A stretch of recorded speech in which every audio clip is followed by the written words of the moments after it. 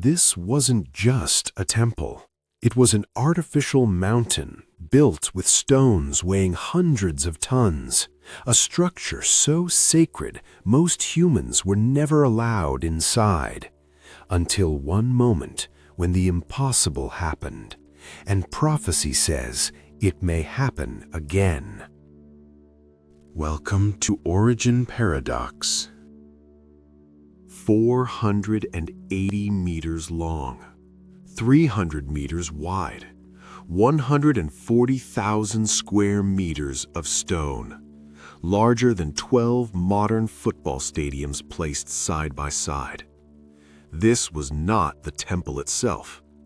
This was only the platform, because before the temple could rise, the mountain had to be rewritten. 2,000 years ago, the place where Jerusalem's most sacred structure would stand was not flat. It was an irregular, unstable slope of Mount Moriah, uneven rock, sharp elevation changes, a terrain unsuitable for anything monumental. And yet, King Herod issued an order that defied both nature and the limits of ancient engineering. He commanded the creation of an artificial terrace, not a foundation, not a retaining wall, but an entirely new man-made mountain, and he demanded perfection. To accomplish this, builders began by cutting stone blocks on a scale almost unthinkable even today. Some measured up to 12 meters in length, weighing between 150 and 200 tons. These were not rough stones. Each one was precisely dressed, smoothed, and squared before it ever moved. But one stone surpassed them all. Hidden within the western retaining wall lies the Western Stone, 13.6 meters long, over 4 meters high, and weighing approximately 570 tons. It remains one of the largest monolithic stones ever transported and placed by human hands in the ancient world. No cranes, no engines, no steel cables. Modern engineers still ask the same question: how was this possible? The stones were not stacked randomly. Each one was marked with technical symbols, guides for placement, orientation, and alignment. They were adjusted to exact angles, then transported across uneven terrain and fitted together with millimeter precision. So precise, in fact, that even today a blade cannot pass between many of the joints. But the walls were only the beginning. Once the massive outer retaining walls were completed, the most time-consuming phase began, filling the interior. Thousands upon thousands of tons of earth, gravel, and smaller stones were compacted in alternating layers. This was not dumping material. It was controlled engineering, designed to prevent collapse, shifting, or settling over centuries. Slowly, deliberately, Mount Moriah was transformed. What had once been a sloping hill became a perfectly leveled esplanade, an artificial platform so vast, so stable, that it could support one of the most complex religious systems ever created. Only after this transformation was complete did the temple itself begin to rise, a structure approximately 45 meters high, covered in gold, so reflective that ancient sources say it glowed like fire at sunrise. Massive columns, gigantic doors, chambers aligned with celestial precision. This was not architecture driven by convenience. It was architecture driven by theology. Every measurement had meaning. Every axis had purpose. Every stone served a function in a system designed to control movement, purity, access, and ritual. Around the central sanctuary, rings of courtyards, staircases, gates, and barriers formed a layered structure of increasing restriction. Thousands could enter, but only a few could draw near. Nothing here was accidental. Nothing was improvised. This was not simply a building. It was a machine of worship, a sacred system engineered to manage crowds, sacrifices, time, and space without chaos. And now that we understand the absurd ambition required just to create the ground beneath it, now that we see the mountain itself was engineered, we are ready to walk inside. Because beyond these walls lay something even more astonishing, a journey through layers of holiness, where every step forward meant fewer people and greater consequence. And that journey begins the moment one steps onto the esplanade Herod built and sees rising ahead the colossal colonnades guarding the sacred space. As soon as one stepped onto the vast esplanade built by Herod, the temple itself was not the first structure to appear. What dominated the horizon were the colonnades. Gigantic porticos stretched along the edges of the platform, forming monumental corridors of stone. Row after row of columns, each rising nearly 15 meters high, stood on massive bases, aligned with mathematical precision. These were not decorative features, they were functional arteries, designed to move people efficiently and without disorder. The most impressive of these was the royal portico, located along the southern edge. Its length was so immense that ancient writers recorded it could hold thousands of people at once. Here, teachers instructed their students, judges settled disputes, pilgrims gathered before advancing inward. During festival seasons, when Jerusalem's population swelled into the hundreds of thousands, these porticos absorbed the pressure of human movement. Beneath them, the walkways were paved with large slabs of polished limestone, arranged in symmetrical sections and separated by rows of double columns. The scale was deliberate. These corridors were engineered to withstand constant foot traffic, day after day, year after year. From the upper levels of the porticos, one could see the temple complex laid out in perfect order: outer courts, inner barriers, rising platforms, a visible hierarchy of access. This was the beginning of the sacred system. Once past the colonnades, the visitor entered the largest open space of the entire complex, the court of the Gentiles.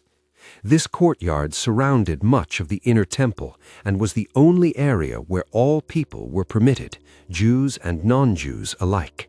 It was vast, open, and alive with movement. During the great festivals, it became a center of activity. Animals for sacrifice were sold here. Foreign coins were exchanged for the temple currency. Pilgrims gathered, prepared, and waited. But from an architectural perspective, the most important feature of this space was not what it filled it, but what it stopped it. Just ahead stood a low stone barrier, approximately 1.5 meters high. This was the Soreg. It marked a boundary that could not be crossed casually. Stone inscriptions, written in Greek and Latin, warned that any non-Jew who passed beyond this point would be responsible for his own death. From here forward, access was no longer cultural, it was ritual. Beyond the Soreg, the ground rose. A staircase led upward to the next level of holiness, the court of the women. Despite its name, this courtyard was open to both Jewish men and women.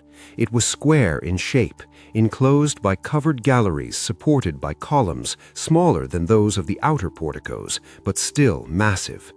The atmosphere here was quieter, more focused. Families gathered, offerings were prepared, prayers were spoken with intention. At each of the four corners stood chambers used for essential functions: wood storage, purification rooms, administrative duties. Nothing was wasted. Every space served the ritual system. On the inner side of this courtyard stood the staircase with exactly 15 steps. These steps led to the Nicanor Gate. Towering nearly 20 meters high, the gate was clad in bronze. Its panels were heavy, reinforced, and mounted on massive hinges. During major ceremonies, the gate could be opened wide to allow increased movement, but at all other times it stood as a visible threshold between levels of holiness. Passing through the Nicanor Gate, the space narrowed again. This was the court of the Israelites. Here, only Jewish men in a state of ritual purity were permitted. Elevated above the previous courtyard, this space reinforced the idea of spiritual ascent through physical height. From here, the altar of burnt offering came fully into view, dominating the space ahead. This courtyard served a specific function. It was the place where Israelites presented their sacrifices. Animals were handed over to the priests. The worshippers remained behind, watching as the ritual progressed on their behalf. A low balustrade separated this area from the next level, the court of the priests.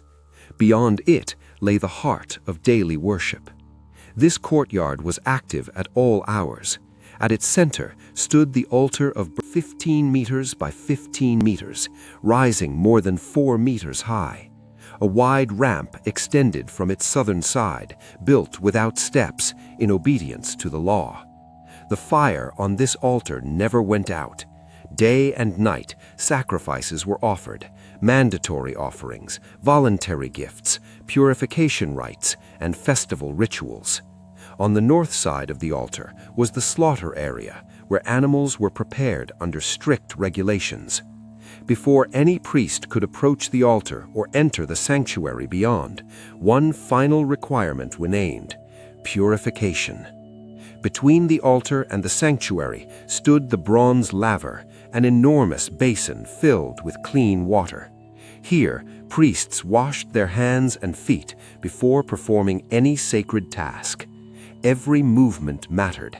Every action carried consequence. And beyond this point, only the priests could go further.